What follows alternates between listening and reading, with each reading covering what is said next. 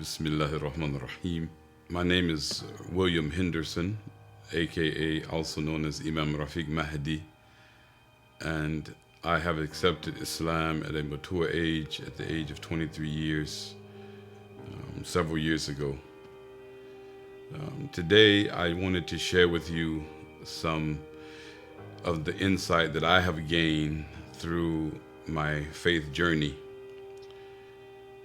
And I wanted to begin, of course, by mentioning the name of the Creator. And as we do as Muslims, we always begin everything by saying Bismillahirrahmanirrahim, in the name of Allah, most gracious, most merciful, and asking His choices, peace and blessings upon His servant and His final messenger Muhammad, and upon His family and His companions, and all those who follow them in faith and practice.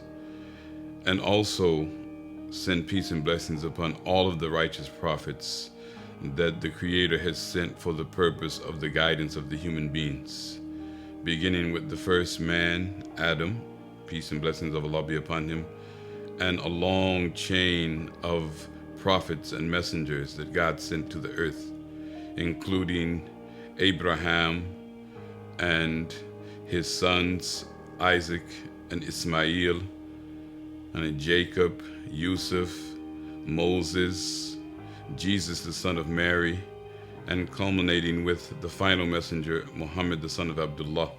Peace and blessings of Allah be upon each and every one of them. The topic today is a very broad topic, and that is just the reality of who we are and what we understand about ourselves and how we refer to ourselves. So all of us are familiar with the term and a human being and the condition of being a human and being part of the larger reality of humanity. And we are aware of the status that we hold in relationship to the other creatures that inhabit the earth, and whether it be from the animal kingdom or from the vegetable kingdom, that we have been given a position of authority and power amongst the other creations in the world. But we need to understand, I think, what does that mean in relationship to what is the stewardship that we should be offering for our existence and for our generation and the generations that will come after us. And of course, we learn from history, we learn from what has gone before, but we are not evolving, I think, in the way that is conducive to the best situation for our lives and for the lives of our children and our children's children and generations going forward.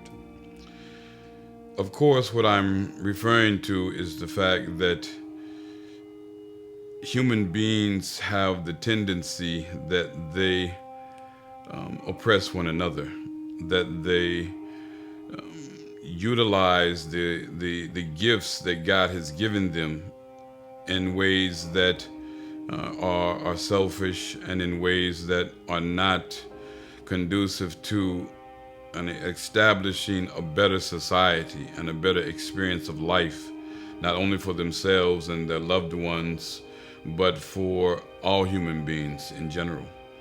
And I think that the reason for this is, of course, multifaceted, but of course, part of it is related to how we understand the reality of being human and what is our responsibility. And we have the age-old question that has been asked for millennia, that where did we come from and what is our purpose here? And this is something that has been asked from ancient times until the present day. And the question will always be relevant, but unfortunately, we have not, as a group and as collectively, we have not found the answer that will help us to establish the best society for our species and for the human beings. When we think of the term humanity, we I think understand that it includes something from compassion and something from empathy for others, something from a responsibility and a moral responsibility, try to make the endeavor to do the right thing. And how do we define the right thing? Of course, is open to suggestion, but I think that we have an innate mechanism, an innate benchmark that helps us to recognize that what is good and what is other than good.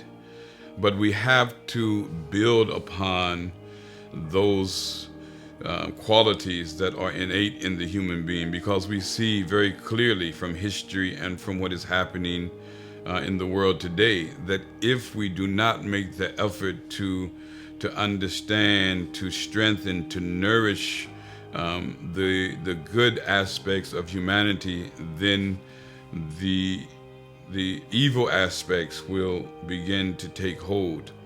And this is when we find that, people oppress other people, they exploit other people, they take advantage of their whether it's their physical prowess or their financial and capabilities or their political positions and superiority. Then they take advantage of these things at the expense of other human beings. And I think that this is something that hurts us all as a species, and it prevents our society from progressing to the point where we can all live the type of life that we desire as humans, that we want to be in a state of peace, we want to be in a state of tranquility, we want to see prosperity for ourselves and for our loved ones.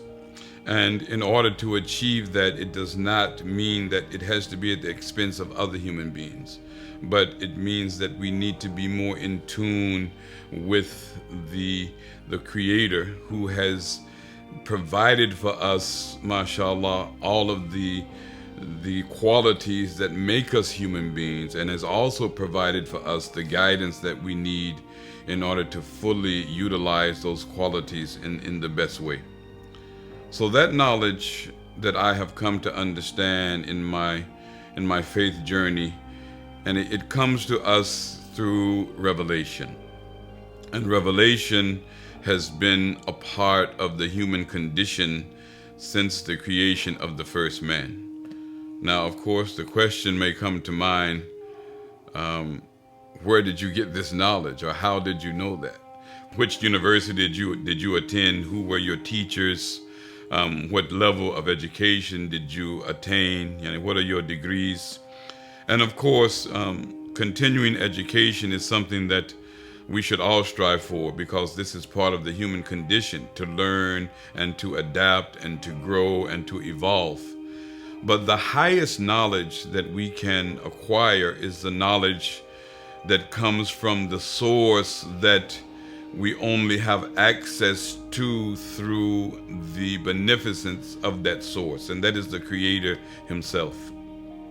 As human beings, we are limited in what we can understand or what we can ascertain just from the world around us. As mashallah, we have evolved to a great degree, and our society has progressed technologically and in so many ways over the last 1,000 years, or even the last 200 years. But still, there are things that we need to learn. There are things that we need to understand, that we cannot learn them just through the scientific process, just through the process of observation and experiment.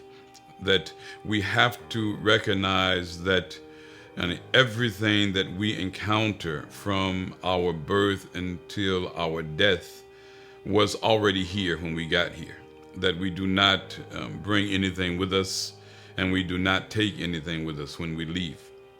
And the fact that we are able to take that information that we gain through our senses and utilize it in such a way to, mashallah, to better our, standard of living, or our condition, or provide for ourselves and our families and our society in a better way, is indeed a blessing from the one who has established this creation in the beginning. So that brings into the focus, the precept, that in order for us to truly understand who we are as human beings and what does it mean to establish true humanity in our lives and in our society, then we have to recognize that there is something greater than ourselves, that there is a creator. So this is the first step then to gaining the true understanding of what it means to be a human being.